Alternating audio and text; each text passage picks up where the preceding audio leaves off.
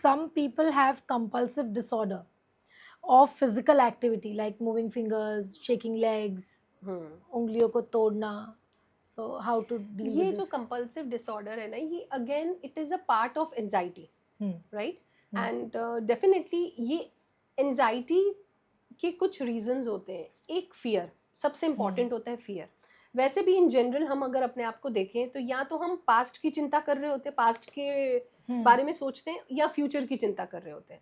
तो जो एंजाइटी है वो ट्रिगर ही यहाँ से होती है. तो ये जो कंपल्सिव डिसऑर्डर है, चाहे वो कुछ आप फिंगर मूव कर रहे हैं, बहुत से लोगों को देखा होगा ऐसे लेग मूव होते ही रहते हैं कंटिन्यू, लेग मूवमेंट. हाँ. So या लेग मूवमेंट, जब भी कोई ये एक्टिविटी होती है दिमाग में कुछ और चल भी रहा होता है yes, साथ में. वो कुछ और चल रहा होता है, इसलिए हाँ. आपकी बॉडी रिएक्ट कर रही होती है. Okay. तो वो जो रिएक्शन है उसको ठीक करने के लिए अगेन आपको 1-to-1 काउंसलिंग की हेल्प करनी है, लेनी है. मतलब आपको काउंसलर के पास जाना है. सेकंड, आपको अपने रूटीन में चेंज करने की बहुत जरूरत है. कौन से ऐसे चीजें हैं अभी आप it is not normal, it is abnormal, और इट इज नहीं, it is normal nowadays, it's absolutely normal. अभी मैं आपको जैसे मेरे एक क्लाइंट का केस बताती हूँ.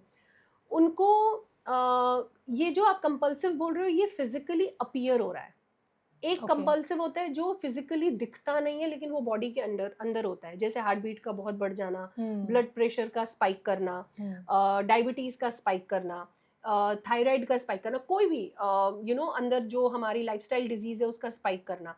अब आपने देखा, हम लोगों ने ये देखा एक क्लाइंट के साथ में कि उनको उनका हार्ट बीट बहुत ज़्यादा कभी कभी बढ़ रहा था, हार्ट बीटिंग बहुत ज़्यादा हो रही थी, ब्लड प्रेशर बहुत स्पाइक कर रहा था, एंड उसकी वजह से उनको सडनली ब्रेन में बहुत, मतलब सिर बहुत दुखने लग जाता और वो अपने आप को पूरा ड्रेन फील करते थे. तो वो डॉक्टर के पास गए, डॉक्टर ने बोला in general it's absolutely fine, so it's may be anxiety.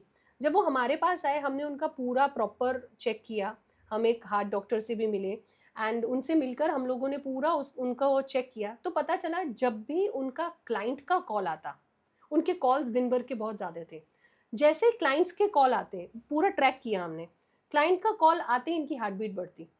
और अगर क्लाइंट ने या इनके बिजनेस से रिलेटेड कॉल्स थे, अगर वो कॉल्स इनके बहुत ज़्यादा बढ़ रहे थे, उसमें कोई ऐसा कॉल आया जिसमें सामने वाले ने किसी भी तरीके का स्ट्रेस दिया. एक सिंपल एग्जांपल कि आपने चेक दिया है, चेक बाउंस हो गया, पास नहीं हुआ है, इतनी सी बात है, बैलेंस है, किसी भी रीजन से बाउंस हुआ. अगर हम प्रैक्टिकली सोचेंगे तो हमें क्या लगेगा कि ठीक है दोबारा कर दो, राइट. लेकिन अगर आप इस चीज़ को उनके नज़रिए से देखो, उनकी हार्ट बीट बढ़ जाती, अचानक सिर दर्द शुरू होने लगता, उन्हें लगता मुझे माइग्रेन हो रहा है, मुझे ब्रेन हैमरेज होने के चांसेस हैं. वो बंदा उस डायरेक्शन में सोच रहा है, बट हम इसके रूट पे गए. इसका रूट का क्या था, अंदर से इम्पल्सिवनेस बढ़ रहा था, राइट.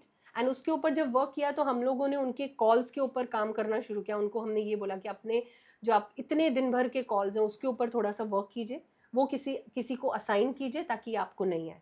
तो ये जो कंपल्सिव डिसऑर्डर है ये सिर्फ फिजिकली अपीयर हो रहा है ऐसा नहीं है, अंदर भी होता है, एंड इसके ऊपर रूट में जाके काम करने की ज़रूरत है. इसके लिए ऐसा कोई एक डिफाइंड सॉल्यूशन नहीं है.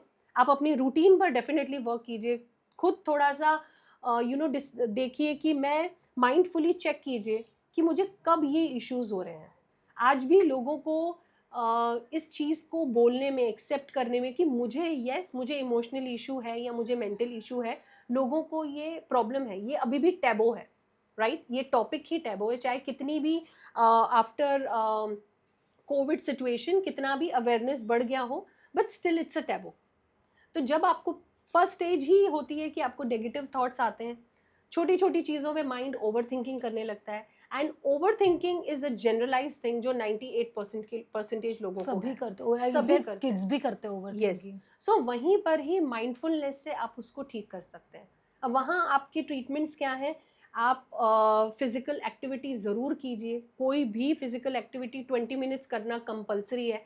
वाई इट इज़ कंपलसरी, वो आपकी बॉडी में से नेगेटिव टॉक्सिन्स को रिलीज करता है, राइट.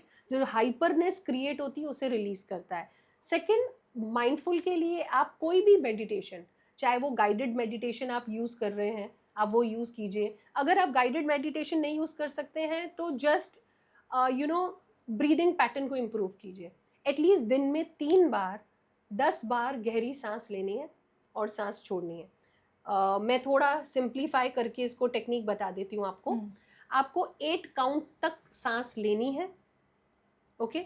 जैसे आप सांस लंबी भर रहे हो, उसके बाद एक होल्ड कीजिए सांस को, सांस भरने के बाद होल्ड करना है, 16 काउंट तक होल्ड करना है। ये आपने प्रैक्टिकली वेलनेस सेमिनार में करवाया था। Yes. And I did it. Yes, and इसको 16 काउंट तक आपको होल्ड करना है, देन धीरे से 8 काउंट तक वापस आपको रिलीज करना है।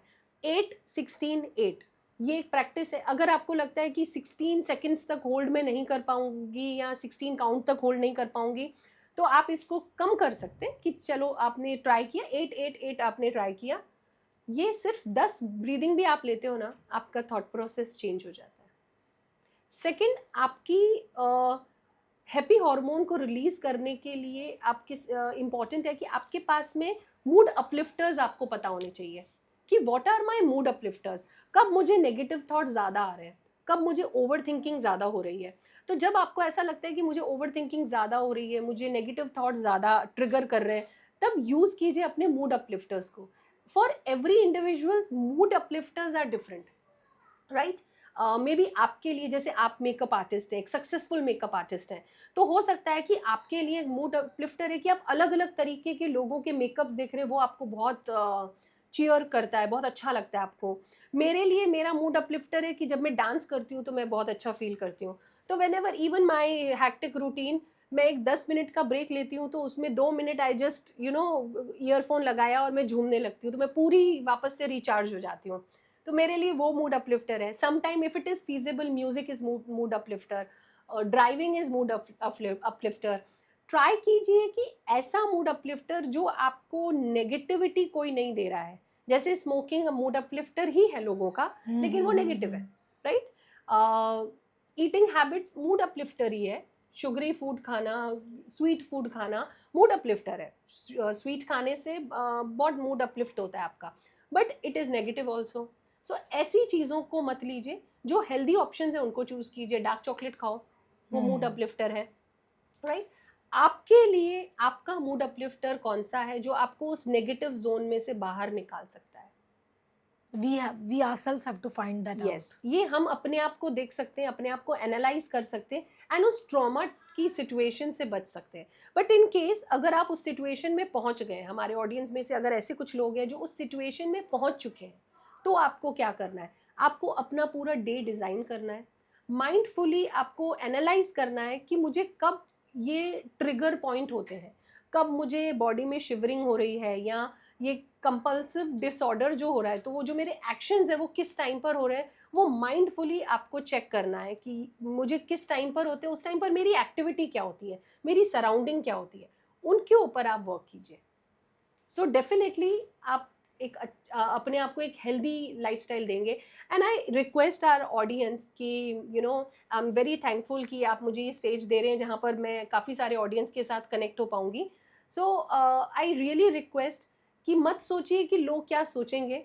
आपको लगता है कि अगर सबसे बड़ी बीमारी है कि लोग Actually, क्या सोचेंगे, अरे वो भी हम सोचने लगे तो यार हम हमारा कब सोचेंगे? एग्जैक्टली। सो ये मत सोचिए लोग क्या सोचेंगे। अगर आपको लगता है कि आपको हेल्प की ज़रूरत है, go and ask for a help.